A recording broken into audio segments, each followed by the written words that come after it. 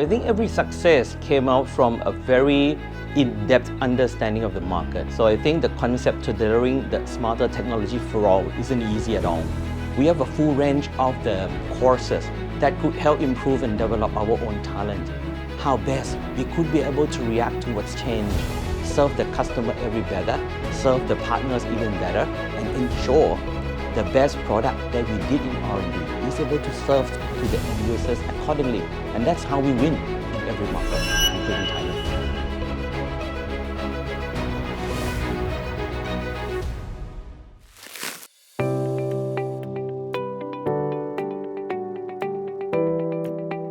So as we all aware, we've been leading company in the PC industry so many years, right? We are #1 globally. And even the latest quarter reported by IDC, right? We are still being #1 globally. In the past recent few years, we've been transformed the organization into 3 different key pillars of the structure. First and foremost, we have the IDG, where it's a PC business from tablet, desktop, notebook, all-in-one workstation, and so on. It's in this particular structure. Second one is the infrastructure solution group, right? Whereas the server, storage, cloud, security products, and end-to-end from pocket to cloud is already been served throughout these 2 different organizations. So we have the third organizational structure and team, so-called SSG, or Solution Services Group. So we are about to delivering the whole end-to-end solution, tailor-made across all the industry from manufacturing, F&B, hospitality, financial, and so on. But then again, if you know that in the past so many quarters, the revenue has been shifted from PC towards non-PC. And right now, 47% of the revenue is actually came from the non-PC already. Hence, with the current status globally that we have seen and interface, we decided to restructure the whole organization in Thai market recent year. So we are about to call one Lenovo strategy, whereas a single AE or sales representative would be able to represent the whole end-to-end from pocket to cloud offering solution, which could tailor the needs and needs from each and respective end users across all the industry in Thailand and Indochina region.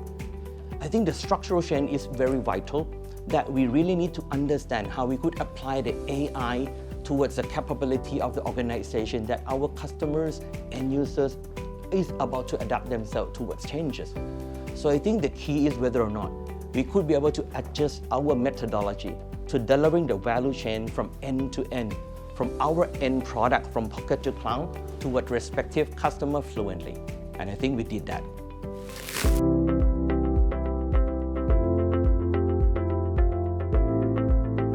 So I think every success came out from a very in-depth understanding of the market, right? So I think the concept to delivering the smarter technology for all isn't easy at all. However, we did invest a lot in researchers. We invested, I think, more than 1.5 billion a fiscal year. With, I would say, 1 in every 4 employees are actually working for R&D.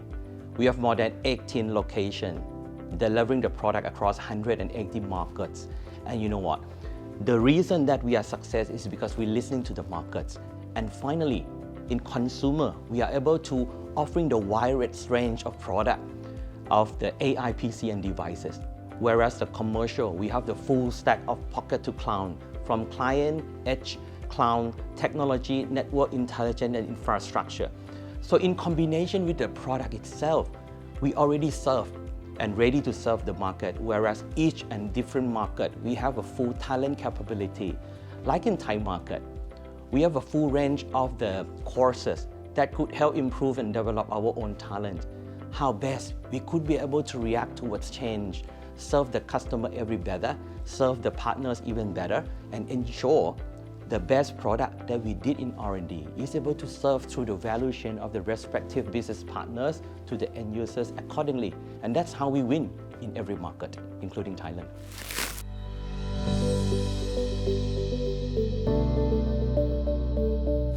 Actually, Lenovo is announced, right, and already been announced to go net zero 2050. We're the first group of the company to receive the net zero validation from Science Based Targets Initiative. We're making the first PC and smartphone smartphone makers that we're able to drive across so many companies. I think it's beyond 130 over companies in altogether.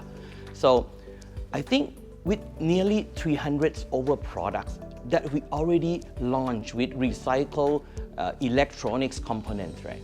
It's proven our intention. Moreover, we are currently offering some of the products to be selling in each and different markets, including Thailand and Indochina, like the CO2 offset, which is a part of the product, that each of the end users can select this particular choice. They can select the CTO on the product itself. For example, if the end user is ordering a bulk purchase of 100 units, rather than delivering each different packages one by one, we can do the bulk packaging, one every 10. That could save a lot of energy consumption in either paper, metals, and so on. Moreover, in the CTO, end users can also select a methodology of logistics with energy consumption efficient more to using a lesser energy consumption like lesser fuel, for instance, or electric methodology as well. So I think we already been started to offer from sales methodology, manufacturing methodology, and we would look forward to improve further with our supplier to ensure that our supplier also complies with this. We are aiming further to be able to reduce emissions 90% by 2050, whereas the rest of the 10%, we are about to neutralize the remain with the carbon capture and reforestable. Right? So I think as an overall, we are very much focused. In Thailand, specifically, we still continue the hybrid working model, whereas the employee could come just 3 days a week. Hence, they save a lot of energy consumption, less of travel, less of fuel consumption for sure, less of time, right? And in every single meeting room, we use an electric sensor to monitoring whether or not there are employees working, else they are about to close the electricity to save the energy consumption. So this has proven from end to end, manufacturing, sales, internal working process, that we are very much dedicated and focused towards the ESG. I would say many of the MNC, including the public state organization, is heading towards ESG, right? And carbon footprint, CO2 offset is actually one of the agenda that most of the end users are requesting, and we realize that in these few quarters, we got a lot of requisition on these product inquiries, and that helps increase a lot of pipelines in our system towards as well. Moreover, we are not heading just to wait until 2050. In the midway journey, we already been aimed and specified. 2030 would be our midway journey, that we are about to achieve at least 50% from where we head towards 2050. So I believe that with a very clear methodology, process, and people in place, we could definitely deliver this within 2050.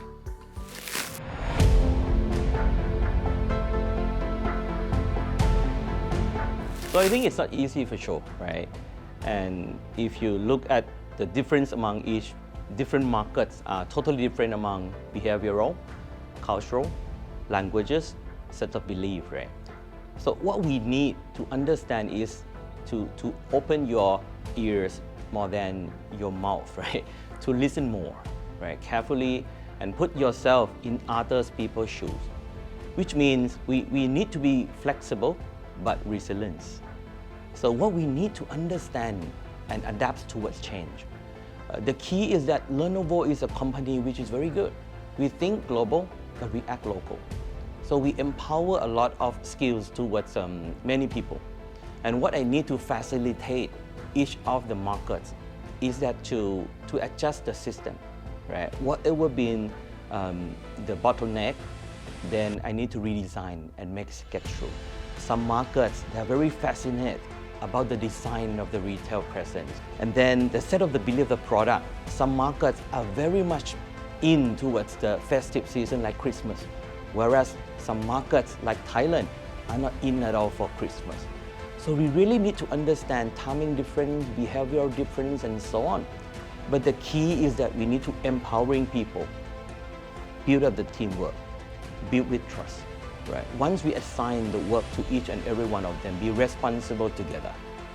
If there is any mistake, you need to stand up, stay strong, giving them motivation, protect the team. But once they are success, we celebrate together.